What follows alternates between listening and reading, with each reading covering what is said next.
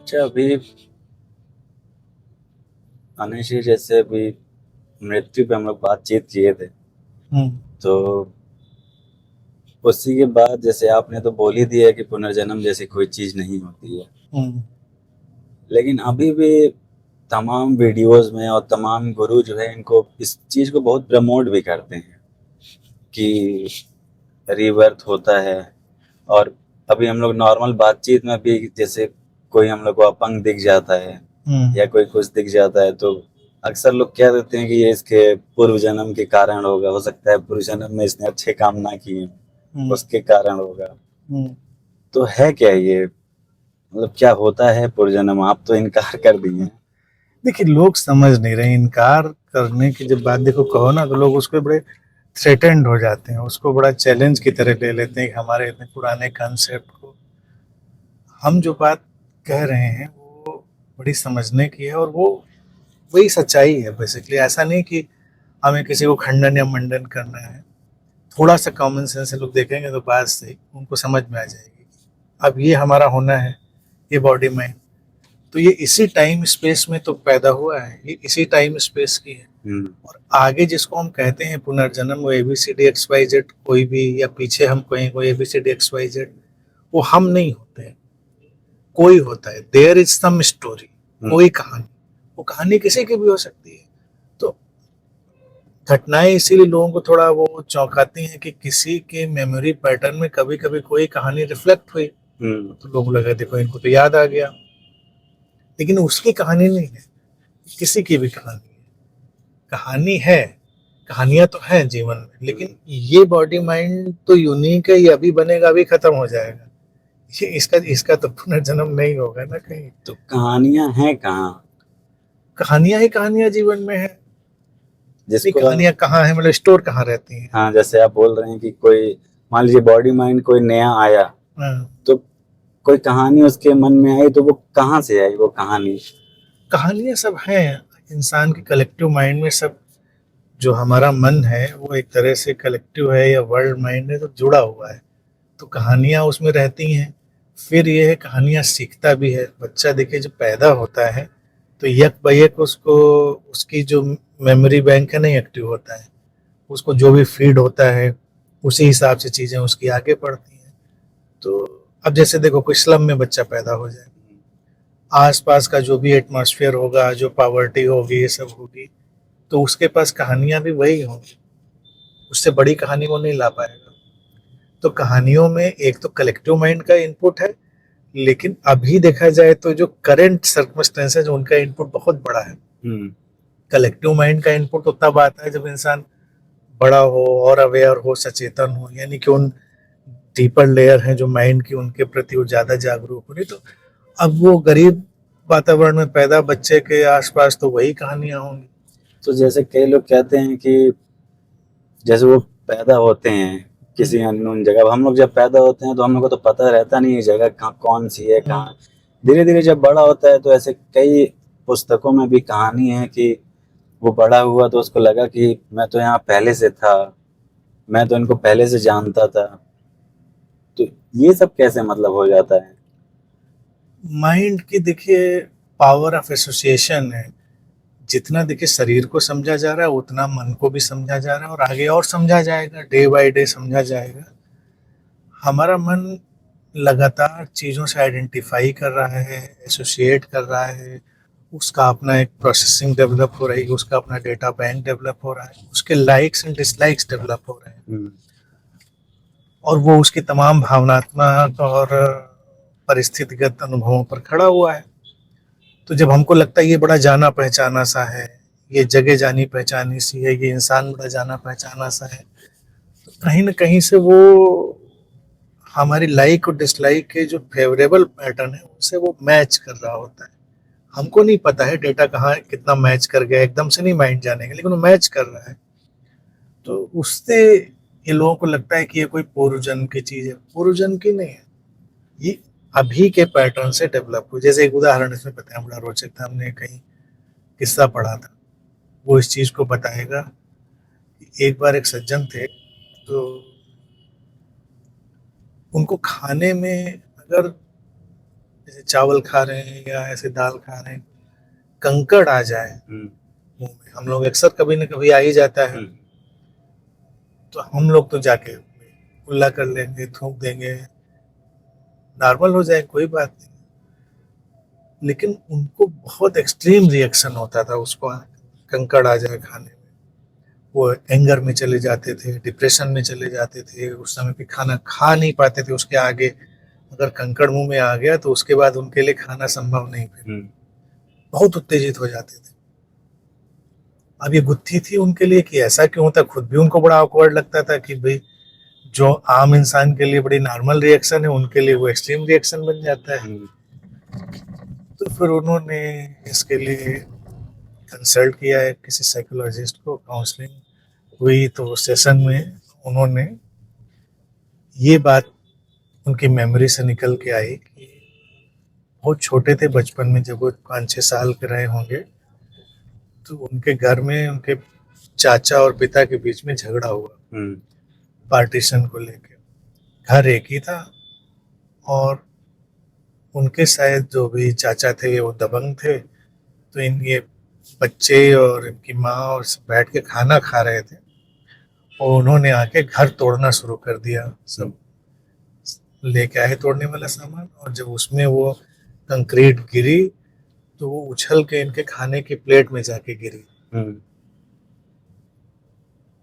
अब वो जो कंक्रीट जाके इनके खाने की प्लेट में गिरी थी, तो खाना, कंक्रीट और एक्सट्रीम सिचुएशन कि आपको घर से बेदखल किया जा रहा है, उस चीज ने उनके बाल मन पे बहुत बड़ा इम्पैक्ट डाला होगा। सोचा जा सकता है भाई अभी आप आरामदेह घर में रह रहे थे, अचानक आपको सब डिसमेंटल करके निकल जाना पड़ता है कहीं, तो एक्सट्रीम सिचुएशन हो गई। अब कोई हो सकता है इस मेमोरी से फ्री हो जाए, संभव है, कोई किसी के लिए वो मेमोरी बहुत मायने ना रखे, और किसी के मन में हो सकता है उसकी रूट्स काफी गहरी चली जाए, उनके मन में गहरी चली गई तो उनके लिए वो बन गया। तो ऐसे बहुत सारे पॉइंट्स होते हैं जो एसोसिएट होते चले जाते हैं। अब किसी ने, मान लीजिए हमको, हमारी किसी से मुलाकात हुई और हमको बहुत अच्छा इंसान लगा, उसने हमारी बड़ी हेल्प करी, या इमोशनली, मेंटली, इंटेलेक्चुअली हमको बहुत अच्छा लगा, उसने कोई परफ्यूम लगाया हुआ था। अब हम 10 साल बाद तो भूल ही गए कि परफ्यूम क्या लगाया था, लेकिन हमारे अवचेतन मन में सब डेटा पड़ा हुआ है परफ्यूम का भी। अब वो परफ्यूम अगर हमको कहीं और किसी व्यक्ति को मिल जाएगा लगाए हुए, तो हमको वो भी हो सकता है अच्छा लगे। इंसान पहले कदम पे अच्छा ही लगेगा, क्योंकि हमारी एक मेमोरी ने एसोसिएट कर दिया। तो ये है लॉ ऑफ एसोसिएशन, साहचर्य का नियम, लॉ ऑफ एसोसिएशन। हमारा माइंड लगातार एसोसिएशन डेवलप कर रहा है, एसोसिएट करता चला जा रहा है। तो मान लीजिए ना, जैसे हम लोग हैं, जैसे हम ही हैं, हमारी मृत्यु हो जाती है या कोई है किसी की मृत्यु हो जाती है, तो हमारी जो कहानियां हैं वो सारा कलेक्टिव माइंड का हिस्सा बन जाती हैं। नहीं, ऐसा नहीं होता है। ऐसा नहीं होता। वो लोगों को लगता है वो उपन्यास जैसी कहानियां जो लोग रिकॉल कर, हमारी लाइफ का एसेंस कलेक्टिव माइंड का हिस्सा बनता है। हमने जो सीखा, हमारी लर्निंग्स थी, हमारी टेंडेंसीज थी, पुनर्जन्म की कहानियों में, और पुनर्जन्म का जो ये सब लोगों को लगता है मायाजाल, उसको समझना चाहिए। कहानियां मनुष्य के इतिहास में स्टोर होती है, जो मनुष्य की इतिहास की मेमोरी है उसमें, और जो कलेक्टिव माइंड है उसमें लर्निंग, नोइंग, ये सब जो होती वो स्टोर्ड होती है। यानी कि जो माइंड जितना विकसित होता जा रहा है, उतना आने वाला माइंड और विकसित होता चला जाएगा, उसकी लर्निंग, नोइंग उतनी बढ़ती जाएगी। जैसे टेक्नोलॉजिकली एडवांस हो रहा है माइंड, तो आने वाला माइंड टेक्नोलॉजिकली और एडवांस हो जाएगा। लेकिन टेक्नोलॉजी की कहानी, मोबाइल की कहानी उसके पास नहीं होगी। वो कहानी तो हम ही बताएंगे, जब बच्चा पैदा होगा तो वो कहानी तो हम ही उसको दे रहे होंगे, लेकिन वो आएगा तो एप्लीकेशन बड़े अच्छे से कर लेगा वो माइंड। कलेक्टिव माइंड का इनपुट और ह्यूमन हिस्ट्री का इनपुट, दोनों को अलग करके देखना चाहिए। तो जितनी भी कहानियां निकल के आती हैं वो तो हम ही ने दी होती हैं। अब कल्पना करो कि जब आदिम काल में व्यक्ति था तो राजा महाराजा रानियां तो नहीं, तो ये कहानी कहाँ से वो लेके आता, तो उसके तो यही होता होगा कि हमारे दादाजी गए थे शिकार करने और फिर उनको शेर ने दौड़ाया, भालू ने दौड़ाया, ये वाली कहानियां उसके पास थी। फिर जब और सिविलाइजेशन हुआ तो उसकी कहानियां हैं, फिर जब राजा रानी बने उनकी कहानियां, तो ये सब कहानी पीढ़ी दर पीढ़ी ट्रांसफर होती रहती, और हम जाने अनजाने बिल्कुल कहानियों के बीच में रचे बसे होते हैं, बच्चे होते हैं, हर घर में कहानियां सुनाई जाती हैं। अब वो कहानियां सुनकर उनको रिसीव करने की क्षमता सबकी अलग अलग होती है, और सुनकर ग्रहण करने की क्षमता अलग होती है हर मन की, और उसको प्रोसेस करने की क्षमता अलग होती है कि कौन कितना प्रोसेस करके उससे कितना डेटा निकालेगा। फिर कुछ माइंड ज्यादा इमेजिनेटिव आएंगे जो कहानी सुनेंगे और कहानी में अपनी कहानी भी जोड़ेंगे। इस तरह से जो मेमोरी में आता है वो सब बढ़ता चला जाता है इनपुट करके। तो इसीलिए किसी को कोई पूर्वजन्म की स्मृति नहीं आती है, वो एक डेटा है जो समाज में पहले से ही इनपुट है। और अब जब कलेक्टिव माइंड, एक सोशल कलेक्टिव माइंड की हम बात कर सकते हैं, सोशल कलेक्टिव माइंड, तो जब हम डेवलप हो रहे हैं तो इस समय हम एक सोशल कलेक्टिव माइंड में, सामाजिक सामूहिक मन, तो उसका सारा डेटा हमारे पास हो गया। और एक है यूनिवर्सल कलेक्टिव माइंड जो एक्चुअली एग्जिस्ट करता है, जिसमें नोइंग और हमारी ग्रोथ जा रही है। तो इससे वो कहानियां लगता है व्यक्ति को आ गई, लेकिन वो ऐसा सच नहीं आई है। अतीत में जैसे ओशो थे, उन्होंने भी बता दिया था कि ये मेरी पूर्व जन्म की माता जी हैं, तो वो भी उनसे मिले थे, तो गले मिलना, उनको बताया भी था कि मेरे पूर्व जन्म की आप माता जी थी। तो वो क्या बताना चाह रहे थे? अब ओशो भी क्या समझते रहे होंगे, क्या नहीं समझते रहे होंगे, बहुत ही प्रतिभावान व्यक्ति तो थे ही, लेकिन ऐसे कोई कहानी नहीं बनती है कि ये मेरी पूर्व जन्म की पत्नी थी, ये पूर्व जन्म के हमारी माता थी, और सब डिसजॉइंटेड चीजें हो गई हैं। ये किसी को देखकर आपको माँ जैसी फीलिंग आ सकती है, यहाँ तक तो बात ठीक है, लेकिन हमारे पूर्व जन्म की माता थी, ये बात तकनीकी रूप से सही नहीं है, कोई भी कहे। और फिर इसमें सर्वोपरि एक प्रश्न ये उठेगा कि थी तो, मान लीजिए हम इस कहानी को यकीन कर लेंगे ऐसे ही होती है, तो कोई पूर्व जन्म की माता थी तो ठीक है, अब माता तक तो ठीक है, किसी की पत्नी को देखा और तुमको मेमोरी आ गई, जो जैसे टिपिकल लोग कहते हैं पूर्व जन्म की मेरी पत्नी थी, क्या करोगे? उनके घर में आप जाकर मेहमान बन जाओगे कि मेरी पूर्व जन्म की पत्नी थी, या उस तरह से उनको देखने लगोगे? ऐसा तो कुछ होगा नहीं, क्योंकि ये ए अलग है, बी अलग है, सी अलग है, डी अलग है, सब कहानियां अलग अलग है, तो उनको जोड़ने की कोशिश मन क्यों करता है? सबसे बड़ी प्रॉब्लम, अगर उनकी कहानियों के हिसाब से चलें जैसे लोग चलते हैं, तो उस कहानी का भी बड़ा लॉजिकल मुझे लग रहा है उत्तर है कि जोड़ते क्यों कहानियों को भाई? कहानी जुड़ती तो है नहीं। और फिर इसके अलावा एक्चुअली में व्यक्ति नहीं होता है तो वो व्यक्ति की कंटिन्यूटी नहीं होती है। ये बात बिल्कुल बिना कंफ्यूजन के समझ लेनी चाहिए कि व्यक्ति की कंटिन्यूटी नहीं है।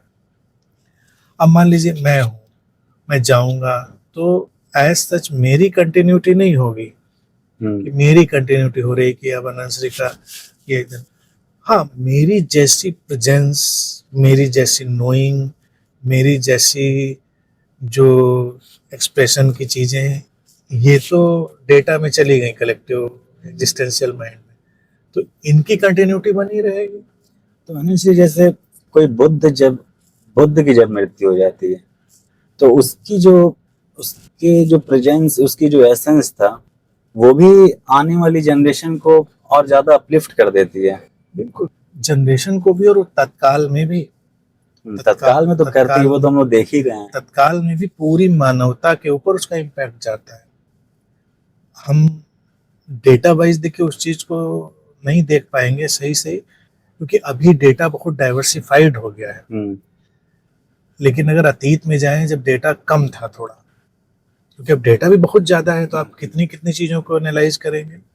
लेकिन पहले अगर देखो तो जब बुद्ध भारत के जमीन पर हैं, तो बुद्ध के समकक्ष भी 6 बुद्धों का वर्णन बिहार में, अब आप उनको जीनियस मान लीजिए, बुद्ध मान लीजिए, कुछ भी मान लीजिए, उधर लाओ त्सु है, उधर कोई और है, तमाम नाम है जो दुनिया के तमाम तमाम कोनों पर है। ये तो मास्टर्स में है, फिर कला, साहित्य, विज्ञान, इनमें तमाम चीज़ें उभर रही हैं। सामाजिक विकास में बहुत सारी चीज़ें उभर रही हैं। जैसे होता है ना कि अचानक सब कुछ ऊपर उठ रहा है मानवीय चेतना में, ये तो होगा ही। एक लहर जाएगी तो अपने साथ बहुत सारी चीज़ों को पुल करती है, ये होता है। और बुद्ध जाएगा तो इस पर तो एक बहुत ही रोचक कविता है बेसिकली। कविता क्या है, ये कविता भी बड़ी रहस्यमयी है। ये कविता भी एक बार मुझे स्वप्न में आई थी। मैं सोया था तो नींद में मैं देखता हूँ तो पूरी पूरी कविता मेरे सामने, लिख के नहीं आ रही, शायद किसी को सुना रहा हूँ मैं स्वप्न में। लिखने वाली भी तमामों है, वो मेमोरी समय ठीक से नहीं आ रही, किसी को सुना रहा हूँ।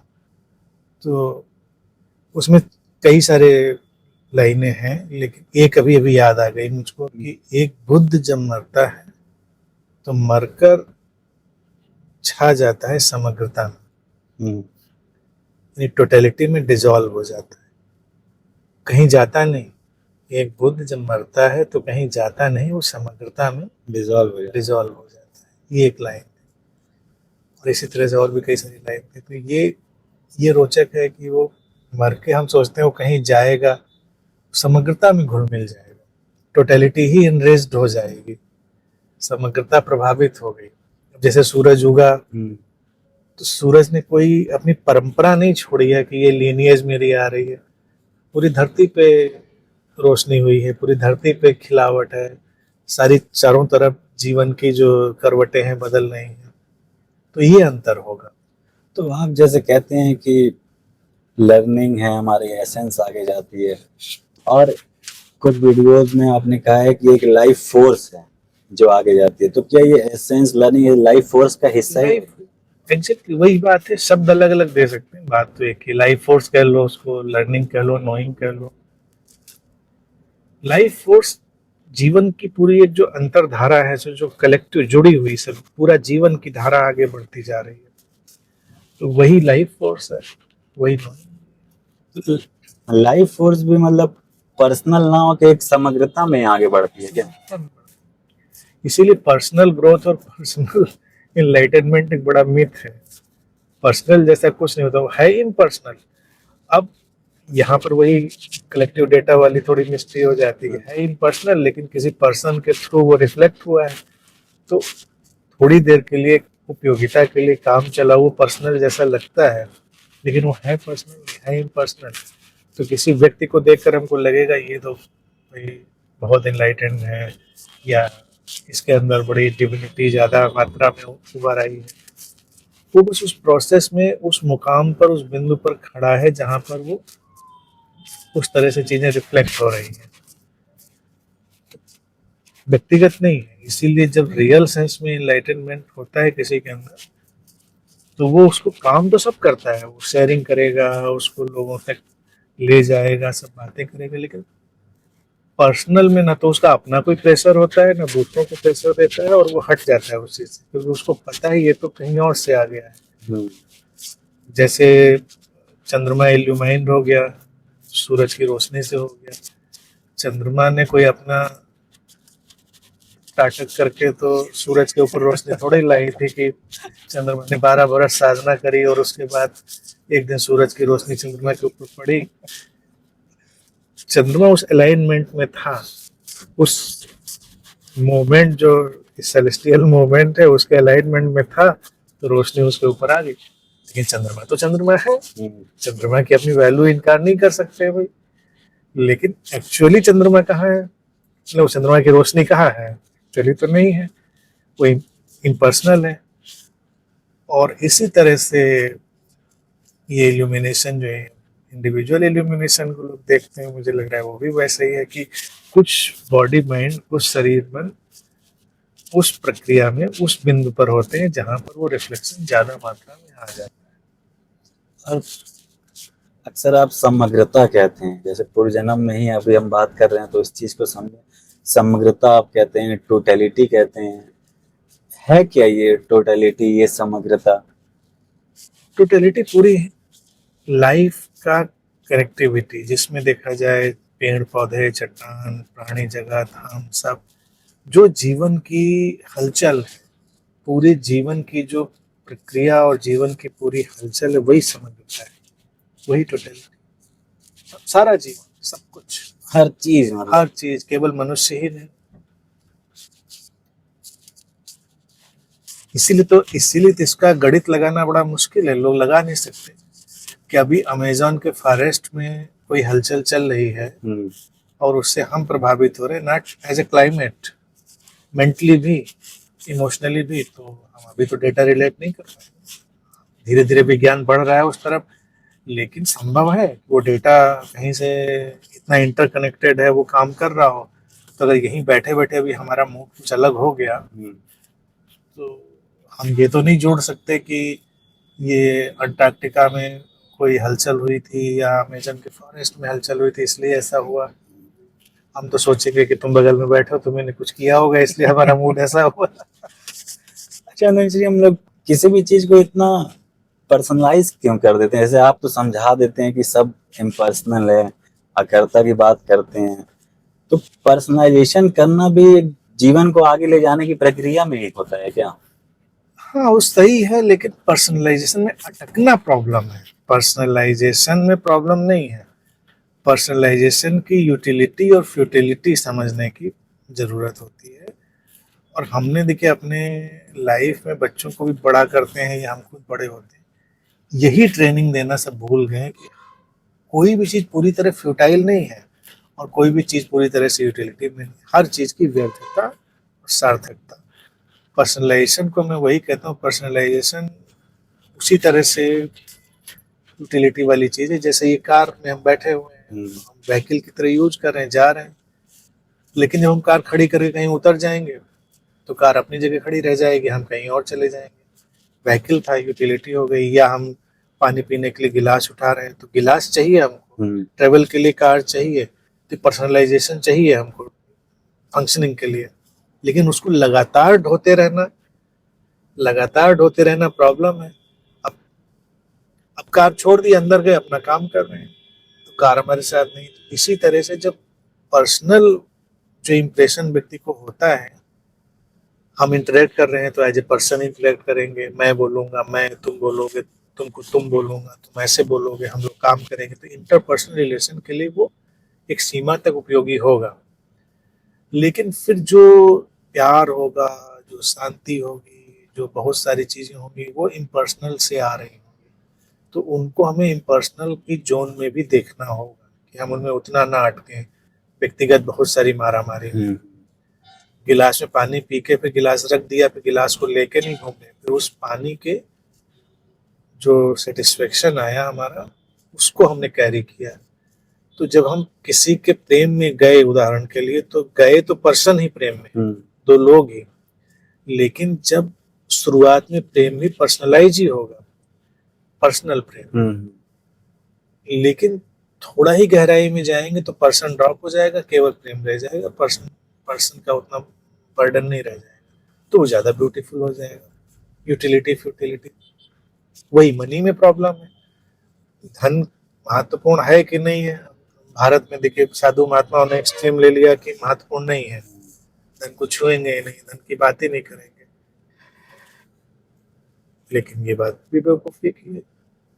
और दूसरा कोई ले ले कि धन ही महत्वपूर्ण है, हम रिश्ते नाते, जीवन के प्यार शांति सब धन पे कुर्बान कर देंगे, तो वो भी बेवकूफी है। धन एक सीमा तक उपयोगी, एक सीमा पर व्यर्थ। अभी उपयोगिता व्यर्थता की सबकी अपनी बॉर्डर लाइन्स हो सकती हैं, या अगर हम बहुत इवॉल्व हो तो हम एक conscious collective border lines develop कर सकते हैं। तो वहां पर अगर हम देख लें तो कोई प्रॉब्लम नहीं है, ना हमें धन से प्रॉब्लम है, ना हमें इस चीज से प्रॉब्लम है, उसको कैरी नहीं कर रहे। धन ने एक सीमा तक आपको पहुंचाया, उसके बाद फिर दूसरी चीजें हो गई।